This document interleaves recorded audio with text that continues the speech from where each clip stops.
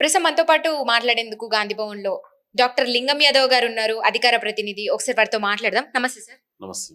ఎట్లా ఉన్నారు? Yes, good. Going on. అంటే ఎవ్రీథింగ్. ఇట్లా బాధగా అంటే నార్మల్‌గా ఉన్నారా? లేకపోతే ఫుల్ ఖుషీలో ఉన్నారా? ఏం చెప్తారు? ఎందుకంటే నేను ఇంతకు ముందు కూడా మాట్లాడినప్పుడు కూడా అడిగాము చెప్పారు. ఇంతకుముందు గతంలో కూడా మాట్లాడుకున్నాం. సో, మనకి ఇప్పుడు లోక్సభ ఎన్నికల్లో అయితే ఖచ్చితంగా 14 సీట్లు 14-15 సీట్లయితే ఖచ్చితంగా వస్తాయని మీరు చెప్పారు. చాలా లక్ష్యంతో ఉండే మీరు. మరి ఇప్పుడు మీరు అంటే అనుకున్న దానికి కొంచెం తగ్గినాయనే చెప్పుకోవచ్చు. మరి ఏం చెప్తారు? మీకు 8 సీట్లొచ్చినాయి. మీరెట్లా అనిపిస్తుంది మరి? ఏం చెప్తారు దీని మీద? లేదు, డెఫినెట్‌గా అండి. ఇవాళ ముఖ్యమంత్రి రేవంత్ రెడ్డి గారి ఆధ్వర్యంలో కాంగ్రెస్ ప్రజా ప్రభుత్వం ఇవాళ తెలంగాణ ప్రజల కోసం, అభివృద్ధి సంక్షేమం కోసం నిరంతరం పనిచేస్తున్నటువంటి ప్రభుత్వం ఇవాళ కాంగ్రెస్ ప్రజా ప్రభుత్వం. డెఫినెట్‌గా మేము అనుకున్నాం. ఇంకా కొన్ని సీట్లు ఎక్కువ వస్తే బాగుండేదని. ఇవాళ తెలంగాణ ప్రజలు కూడా మేము వచ్చిన 100 రోజుల్లోనే ఇవాళ మా పరిపాలన చూశారు. ఇవాళ 2 నెలల పైగా ఇవాళ మోడల్ కోడ్ కండక్ట్ అమల్లో ఉంది. 8 సీట్లు వచ్చాం. గతంలో 2019లో మాకు 3 సీట్లు ఉండే. సో ఇవాళ డెఫినెట్ కూడా ఇవాళ తెలంగాణ ప్రజలు కాంగ్రెస్ పార్టీ ప్రజా ప్రభుత్వం ఉన్న వైపు ఉన్నారు. ఇవాళ మనం అర్థం చేసుకోవాల్సింది ఏంటంటే ఇవాళ బీఆర్ఎస్ గతంలో 10 సంవత్సరాలుగా పరిపాలించినటువంటి కేసీఆర్ బీఆర్ఎస్ పార్టీ ఇవాళ కనీసం డిపాజిట్లు కూడా రాలేదంటే మనం అర్థం చేసుకోవచ్చు. ఇవాళ బీఆర్ఎస్ ఓట్ బ్యాంక్ మొత్తం కూడా బీజేపీకి షిఫ్ట్ చేసి ఇవాళ బీజేపీని గెలవడానికి కృషి చేసినటువంటి వ్యక్తి కేసీఆర్ బీఆర్ఎస్ పార్టీ. ఎందుకంటే ఇవాళ కవితని జైలు నుంచి రిలీజ్ చేసుకోవడం కోసం ఇవాళ బీఆర్ఎస్ పార్టీనే బీజేపీకి తాకట్టుగా పెట్టినటువంటి party BRS party KCR. So వాళ్ళు ఇవాళ తెలంగాణ ప్రజలు మా వెంబటి ఉన్నారు. ఇవాళ దేశవ్యాప్తంగా కూడా ఇవాళ కాంగ్రెస్ పార్టీ ఇండియా అలయన్స్ వైపు ఇవాళ దేశ ప్రజలందరూ కూడా చూస్తున్నారు. ఇవాళ మనం చూస్తున్నాం. ఇవాళ గతంలో ప్రధానమంత్రిగా ఉన్నటువంటి మోడీ ఏం చెప్పారండి? ఆప్కి బార్ 400 సార్ అని. మరి ఇవాళ ఎక్కడొచ్చినాయి 400 సీట్లు? వాళ్ళ కనీసం 260 సీట్లు వాళ్ళకి లాస్ట్ టైం 303 బీజేపీకి ఓన్గా వస్తే ఇవాళ మొత్తంగా కూడా మొత్తం కలిసి కూటమి కూడా రాలేని సీట్లు. దాదాపు ఒక బీజేపీకి 60 సీట్లు తగ్గినాయి. అంటే ఇవి చాలా స్పష్టంగా ఇవాళ దేశ ప్రజలు తీర్పిచ్చారు. ప్రధానమంత్రిగా మోడీ అనర్హుడు. మోడీ కార్డు అనేది ఇక వ్యాలిడిటీ అయిపోయింది. ఆయన మోడీ గ్యారంటీకి గ్యారంటీ లేదు, వ్యాలిడిటీ లేదు. అది ఎక్స్పైరీ కార్డు. సో అందువల్ల ఇవాళ రేపు కేంద్రంలో కూడా డెఫినెట్ కూడా కాంగ్రెస్ పార్టీ ఇండియా మీరు ఇలా అలయన్స్. చెప్తున్నారు కానీ ఈరోజు చూసుకుంటే గనక ప్రధాని మోడీ ఈరోజు మళ్ళీ హ్యాట్రిక్ కొట్టినటువంటి సందర్భం కనిపిస్తా ఉంది. మూడోసారి కూడా ప్రమాణ స్వీకారం చేయబోతున్నారు. ఏమంటారు మరి? నేనే నేను అదే చెప్తున్నానండి. ఇవాళ హ్యాట్రిక్ ఎక్కడింది? ఇవాళ దేశ ప్రజలు తిరస్కరించారు ప్రధానమంత్రిగా మోడీ అనర్హుడని. ఎందుకంటే ఆళ్ళు చెప్పినట్టు 400 సీట్లు కాక గతంలో వచ్చిన వాళ్ళ అంటే సీట్లు 300. తగ్గినాయి. డెఫినెట్ కూడా ఇవాళ సీట్లు తగ్గినాయంటే మరి అదే కదా. ఇవాళ నేనే పెద్ద మోడీ అంటేనే దేశం, దేశమే మోడీ అనే విధంగా తీసుకొచ్చినటువంటి మరి ప్రధాని వ్యక్తికి ఇవాళ నీకు గతంలో వచ్చిన సీట్లు కూడా రాలే కదా. అంటే ఇవాళ చాలా స్పష్టంగా దేశ ప్రజలు తీర్పిచ్చారు. ఎందుకంటే దేశంలో జరుగుతున్నటువంటి విషపూరిత రాజకీయాలకు, మత రాజకీయాలకు వ్యతిరేకంగా ఇవాళ దేశ ప్రజలు తీర్పిచ్చారు. ఇవాళ మీరు చూడండి, రాముడి పేరు మీద రాజకీయాలు మేము చేయొద్దన్నాం. దేవుడనే మేము అందరి గౌరవిస్తాం. ఏ దేవుడైనా మా ఇంట్లో ఉంటాడు, మా గుండెల్లో ఉంటాడు, దేవాలయాల్లో ఉంటాడు. అంతే తప్ప ఇవాళ దేవుని పేరు మీద కూడా రాజకీయాలు చేసిరు. చివరికి ఆ రాముడే ఓడగొట్టిండు కదా. ఇవాళ నీకు యూపీలో గతంలో 70 సీట్లు ఇస్తే ఇవాళ అక్కడ నీకు సీట్లు తగ్గించారు. సొంత అయోధ్య ఉన్నటువంటి ఫైజాబాద్ సీటునే ఇవాళ అక్కడ బీజేపీ ఓడిపోయిందంటే ఇవాళ రాముడే వాళ్ళకి బుద్ధి చెప్పిండు. దయచేసి రాముడి పేరు మీద ఇప్పటికన్నా రాజకీయాలు మానుకోండి. ఇక మోడీకి టైం వచ్చింది, విశ్రాంతి తీసుకున్న టైం. ఇవాళ దేశ ప్రజలందరూ కూడా బీజేపీని, ఆర్ఎస్ఎస్ ఈ మతతత్వ రాజకీయాలకు వ్యతిరేకంగా ఇవాళ అభివృద్ధి, సంక్షేమము, సామాజిక న్యాయం కోసం ఇవాళ భారత రాజ్యాంగం, ప్రజాస్వామ్యం ఈ దేశంలో ఉండాలంటే ఇవాళ కాంగ్రెస్ పార్టీ ఇండియా అలయన్సెస్ ఇవాళ కేంద్రంలో ప్రభుత్వంలోకి రాబోతుంది. డెఫినెట్ కూడా ప్రభుత్వం కూడా ఏర్పాటైతే మీరు చూడండి. ఇవాళ నేను ఏం చెప్తున్నా అంటే ఇలా కొన్ని రాజకీయ పక్షాలు టీడీపీ లాంటిది, అదేవిధంగా జేడీయూ లాంటివి ఇవాళ ఒకసారి బీజేపీ కనుక సపోర్ట్ చేసి అదే బీజేపీ ఇవాళ మనందరికీ తెలుసు జేడీయూని చీల్చింది ఎవరండి? శివసేనలో మహారాష్ట్రని చీల్చేసి షిండేని ఎగదోసింది ఎవరండి? ఇవాళ ఈ విధంగా చేస్తారు. అందుకే ఇవాళ చంద్రబాబు నాయుడు కూడా మరొకసారి ఆలోచించుకొని మంచి నిర్ణయం దేశ ప్రజలు రక్షణ కోసం, వాళ్ళ యొక్క అభివృద్ధి సంక్షేమం కోసం డెఫినెట్ కూడా చంద్రబాబు లాంటి వ్యక్తులు, అదేవిధంగా నితీష్ కుమార్ లాంటి వారు కూడా డెఫినెట్ కూడా కాంగ్రెస్ ఇండియా అలయన్స్ లోకి రాబోతారు. మీరు వెయిట్ చేయండి. డెఫినెట్ కూడా కాంగ్రెస్ ఇండియా అలయన్సే ప్రభుత్వం ఏర్పాటు చేయబోతుంది. మీరు గతంలో కూడా మాట్లాడుకుంటే చెప్పారు. చాలా సందర్భాల్లో మీరే కాదు ఇక్కడున్నటువంటి ప్రతి ఒక్క కార్యకర్త, ప్రతి ఒక్కరు కూడా మాట్లాడారు, చెప్పారు. ఏదైతే మీరు ఇప్పుడు 14-15 సీట్లని ఏదైతే లక్ష్యంగా పెట్టుకున్నారో, అదే విధంగా రాహుల్ గాంధీని కూడా ప్రధానిగా చూడాలన్నదే మా లక్ష్యం అని కూడా గట్టిగా చెప్పారు. సవాళ్ళు కూడా విసిరారు. ఖచ్చితంగా చేసి చూపిస్తామని చెప్పేసి. మరి దీనికి ఈరోజు అసంతృప్తే మిగిలిందనుకోవచ్చా? ఏం చెప్తారు? లేదండి, మీరు ఒకటి అర్థం చేసుకోవాలి. ఇవాళ కాంగ్రెస్ పార్టీకి పదవులు కొత్త కాదు. గాంధీ ఫ్యామిలీకి పదవులు, అధికారం కొత్త గాదు. ఇవాళ మా నాయకుడు రాహుల్ గాంధీ గారు ఎక్కడా చెప్పలేదు. మేము కార్యకర్తలుగా పార్టీ నాయకులు చాలా మంది చెప్పారు. ఇవాళ మా త్యాగాలు చేసినటువంటి చరిత్ర కాంగ్రెస్ పార్టీది, రా గాంధీ కుటుంబందండి. వాళ్ళకి పదవులు కొత్త కాదు.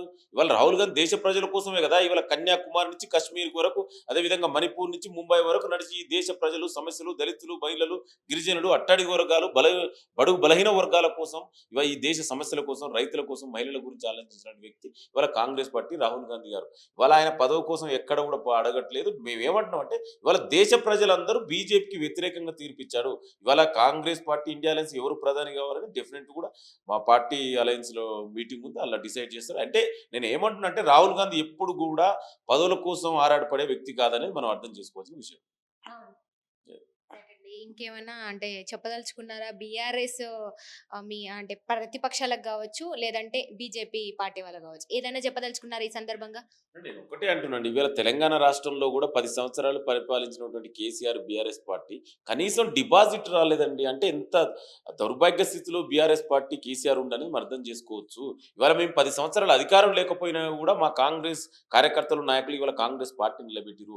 ఇవాళ నీ సొంత పార్టీని తాకట్టు పెట్టి నీ బిడ్డ జైలు నుంచి బయటికి రావడం కోసం బీజేపీ పెట్టి కనీసం నీ కార్యకర్తలు, నాయకులకు కూడా ఏం సమాధానం చెప్తావు అనేది ఇవాళ కేసీఆర్ ఒకసారి ఆత్మ పరిశీలన చేసుకోవాలి. ఎందుకంటే ఆయన టార్గెట్ కాంగ్రెస్ ను ఓడించాలనుకుంది తప్ప కనీసం నీ పార్టీ కార్యకర్తలు గెలిపించుకోలేదా? ఇవాళ మీరు చూడండి, ప్రత్యక్ష ఉదాహరణ మెదక్లో గెలిచినటువంటి బీజేపీ క్యాండిడేట్ కు సొంత కాన్స్టిట్యున్సీ సిద్దిపేట, గజ్వేలు, సీఎం అదేవిధంగా హరీష్ రావు ఉన్నటువంటి కాన్స్టిట్యున్సీలు మెదక్ కింది మరి అక్కడనే ఇవాళ సిద్దిపేటలోనే మెజార్టీ తగ్గింది. అందరూ ఏమనుకురండి, సిద్దిపేటలో బీఆర్ఎస్ క్యాండిడేట్కు ఎక్కువ లీడ్ వస్తుంది అనుకున్నాం. అక్కడ చాలా తక్కువ లీడ్ వచ్చింది. అంటే దాని అర్థం ఏంది, ఇవాళ బీఆర్ఎస్ ఓపెన్ గా బీజేపీకి సపోర్ట్ చేసింది. బీజేపీ ఎంపీలు గెలవడానికి ప్రయత్నం చేసిరు. అది వాళ్ళు ఏదో సక్సెస్ అయింది అనుకుంటారు. కానీ తర్వాత వాళ్ళ రాష్ట్ర నాయకులైనా కూడా, కార్యకర్తలైనా కూడా ఇలా బీఆర్ఎస్ కేసీఆర్ని చూసి చేసినటువంటి పనిని చూసి అసహించుకుంటారండి. ఎంత దుర్మార్గంగా ఒక పార్టీని చంపి నువ్వు ఉద్యమం చేసినా ఉద్యమం పార్టీ అని చెప్పి చివరికి బీజేపీ దగ్గర తాకట్టు పెట్టిరు. అందుకే ఇవన్నీ ఏమిటంటే డెఫినెట్ కూడా తెలంగాణ ప్రజలందరూ కూడా కాంగ్రెస్ ప్రజాపాలన వైపు ఉన్నారు. మేము ఇచ్చినటువంటి ఇవాళ ఎందుకంటే మోడల్ కోడ్ ఆఫ్ కండక్ట్ వల్ల కొన్ని అభివృద్ధి కార్యక్రమాలు జరగాలి. డెఫినెట్ కూడా ఇప్పటి నుంచి ముఖ్యమంత్రి, మంత్రులు అందరూ కూడా తెలంగాణలో ఏ విధంగా అభివృద్ధి, సంక్షేమం జరగాలి, ఏ విధంగా పెట్టుబడులు రావాలి, ఇక్కడ దాని గురించి ఇవాళ నిరంతరం ఆలోచిస్తున్నటువంటి ముఖ్యమంత్రి రేవంత్ రెడ్డి గారు. సో డెఫినెట్ కూడా ఇవాళ తెలంగాణ ప్రజలు మా మద్దతు మాకుంది. కేంద్రంలో కూడా ఇండియా అలయన్స్ ప్రభుత్వం ఏర్పాటు చేయబోతుంది. అదేవిధంగా మీరు అధికారంలోకి వచ్చిన తర్వాత అంటే రాకముందు ఇచ్చినటువంటి హామీలు ఏవైతే ఉన్నాయో అవి ఎలా కొనసాగుతున్నాయి? అదేవిధంగా మీకు ప్రతిపక్షాలే కావచ్చు, మరొకరే కావచ్చు, మిమ్మల్ని ప్రశ్నిస్తూ ఉన్నారు. ఇది ఎప్పటి నుంచో కూడా మీకు తెలుసు. ఈ ఈ- ఈ రోజుకి కూడా 6 నెలలు అవుతుంది మీరు అధికారం చేపట్టి కూడా. ఇప్పటి వరకు కూడా ఇచ్చినటువంటి గ్యారెంటీలతో పాటు రైతు బంధు రుణమాఫీ ఎక్కడ అంటూ కూడా ప్రశ్నిస్తున్నారు. మరి ఇది ఎలా కొనసాగుతున్నాయి? దీని గురించి ఏం చెప్తారు? డెఫినెట్‌గా అండి. ఇవాళ ముఖ్యమంత్రి గారు చాలా స్పష్టంగా చెప్పారు. 6 గ్యారంటీలు, 5 గ్యారంటీలు అమలు చేశాము. ఇవాళ మీరు చూడండి, మహిళలకు ఉచిత బస్ ప్రయాణం ఎంత ఆనందంగా ఉన్నారు. అదేవిధంగా రూ. 500కి గ్యాస్ కనెక్షన్, 200 యూనిట్ల వరకు ఉచిత విద్యుత్తు, రాజీవ్ ఆరోగ్యశ్రీ, ఇందిరమ్మ ఇండ్లు. అయితే ఇవాళ మోడల్ కోడ్ ఆఫ్ కండక్ట్ ఉండడం వల్ల మేము ఒక రైతు బంధు, రైతు భరోసా ఇవాళ మేము రైతులందరికీ ఇచ్చాము. ఒక రుణమాఫీ అనేది జరగలేదు. ఇవాళ ముఖ్యమంత్రి గారు చాలా స్పష్టంగా చెప్పారు. ఇప్పట్లో జరిగేటువంటి అవకాశాలు ఉన్నాయి. వరకు ఎలా కొనసాగుతుంది? నేను అదే చెప్తున్నాండి. ఒక రుణమాఫీ జరగలేదు. ఆ రుణమాఫీ కూడా ఇవాళ ముఖ్యమంత్రి రేవంత్ రెడ్డి గారు చాలా స్పష్టంగా చెప్పారు. ఆగస్టు లోపు ఇవాళ రుణమాఫీ చేస్తామని. ఇవాళ తెలంగాణ ప్రజలందరూ నువ్వు 10 సంవత్సరాలుగా పరిపాలించినటువంటి కేసీఆర్ దుర్మార్గ పాలనను వాళ్ళు ఏం చేసిరో ఇవాళ తెలంగాణ ప్రజలు అర్థం చేసుకుంటారు. ఇవాళ బీజేపీ అది కేంద్రంలో 10 సంవత్సరాల నుండి వాళ్ళు ఏం చేసిరు, ఎన్ని ఉద్యోగాలు ఇచ్చిర్రు, ఎన్ని కొత్త కంపెనీలు ఎస్టాబ్లిష్ చేసిరు. ఇవాళ రైతుల గురించి కానీ ఎక్కడైనా మాట్లాడుతున్నారండి, వాళ్ళు ఎక్కడైనా అభివృద్ధి గురించి మాట్లాడుతురా? ఇవాళ మేము వచ్చిన 100 రోజులు ఇవాళ ఇన్ని మంచి పనులు చేసినావు. ఇవాళ మోడల్ కోడ్ ఆఫ్ కండక్ట్ ఉండడం వల్ల కొన్ని చేయలేకపోయినావు. డెఫినెట్ కూడా చేస్తామని చెప్తున్నావుగా. ఇవాళ తెలంగాణ ప్రజలు కాంగ్రెస్ ప్రజాప్రభుత్వానికి 5 సంవత్సరాలు అధికారం ఇచ్చారు. మీరు వెయిట్ చేయండి. మీరు 10 ఏళ్ళుగా మీరు ఏం చేసిరో చెప్పకుండా మేము వచ్చిన 100 రోజుల్లోనే అన్ని ఎట్లా జరుగుతాయండి? మేము చేస్తున్నాం కదా. ఇవాళ గతంలో స్వేచ్ఛ లేదు, ప్రజాస్వామ్యం లేదు. ఇవాళ సెక్రటరీ నుంచి పాలన జరుగుతుంది. గతంలో సెక్రటరీ నుంచి పాలన జరగలే. ఇవాళ ఫామ్ హౌస్ నుంచి పాలన జరిగేది గతంలో. సో దీనన్నిటి కూడా ప్రజలు గమనిస్తున్నారు. కనీసం నిరసన తెలియజేసే హక్కు కూడా లేకుండే కదా గతంలో. ఇవాళ అదంతా ఉందంటే తెలంగాణ ప్రజలు ఆ డిఫరెన్సెస్ అని చాలా స్పష్టంగా కనబడుతుంది. ఇవాళ తెలంగాణ ప్రజలందరూ కూడా కాంగ్రెస్ పార్టీ ప్రభుత్వం వైపు ఉన్నారు. ఇవాళ కాంగ్రెస్ పార్టీ వాళ్ళ ముఖ్యమంత్రి ఒకటే చెప్తుండండి, డెఫినెట్ గా మేము ఇచ్చినటువంటి హామీలు అన్నీ కూడా అమలు చేసి తీరుతామని. సో డెఫినెట్ కూడా చేస్తాం. వెయిట్ చేయండి తొందరలోనే. అంతే తప్ప ఏదో వేగ్గా కాంగ్రెస్ పార్టీ మీద లేదా ప్రభుత్వం మీద విష ప్రచారం చేసినంత మాత్రాన తెలంగాణ ప్రజలు ఎవరు మిమ్మల్ని నమ్మే పరిస్థితులు లేరు. మీరు తల కింద తపస్సులు చేసినా కూడా ఇవాళ చూడండి వాళ్ళు కనీసం డిపాజిట్ రాలే ఇంకా ఏ ముఖం పెట్టుకొని మాట్లాడతారండి కేసీఆర్, బీఆర్ఎస్ నాయకులు. ఇవాళ నువ్వు 10 సంవత్సరాల ముఖ్యమంత్రి చేసినటువంటి పార్టీ కనీసం డిపాజిట్ రాలే. ఇంకా ఏం మాట ఇంకా మాట్లాడడానికి ఏముందండి బీఆర్ఎస్ నాయకులకు? బీఆర్ఎస్ మొత్తం కూడా బీజేపీ తాకట్టు పెట్టిర్రు అనేది అది చాలా స్పష్టమైంది. ఇవాళ ఇట్లాంటి ఎన్ని కుట్రలు చేసినా కూడా కాంగ్రెస్ గెలుపుని మాత్రం ఆపలే. ఇవాళ మేము గతంలో 3 సీట్లు నుంచి అలా 8 సీట్లకు వచ్చినాం. ఇంకా కొన్ని సీట్లు గెలిచిండే కొంచెం తక్కువ మార్జిన్. ఇవాళ మీరు చూడండి మహబూబ్ నగర్‌లో చాలా తక్కువ మార్జిన్ తోటి ఓడిపోయాను. అయినా కూడా మేమేం లేదు ఇవాళ ఎట్లా తెలంగాణ అభివృద్ధి చేయడం కోసం ఇలా ముఖ్యమంత్రి, మంత్రులందరూ అందరూ కూడా నిరంతరం శ్రమిస్తున్నారు. Thank you so much. So విన్నారు కదా, ఇది ఈరోజు పరిస్థితి. అంటే ప్రజలందరూ కూడా కాంగ్రెస్ వైపే చూస్తున్నటువంటి పరిస్థితి అంటున్నారు. ఇక్కడ బీజేపీ కాదు, బీఆర్ఎస్ కాదు. బీఆర్ఎస్కి అయితే అసలు జీరో డిపాజిట్లు అనేది రాలేదు. సో ఇండైరెక్ట్గా కావచ్చు, డైరెక్ట్గా కావచ్చు, బీజేపీకి బీఆర్ఎస్ అనేది అయితే సపోర్ట్ చేసిందని కూడా చెప్తూ ఉన్నారు. అదందరం మనం చూస్తూ కూడా ఉన్నాము. సో ప్రజలందరూ కూడా ఈరోజు కాంగ్రెస్ పార్టీని గట్టిగా నమ్ముతున్నారు బలంగా. సో కాంగ్రెస్‌కే ఈ రోజు కాకపోయినా రేపైనా గానీ మళ్ళీ వచ్చేటువంటి అవకాశాలున్నాయని అయితే చెప్తున్నారు. కెమెరామెన్ సంజయ్‌తో రిపోర్టింగ్ భానుశ్రీ, గాంధీ భవన్, హైదరాబాద్.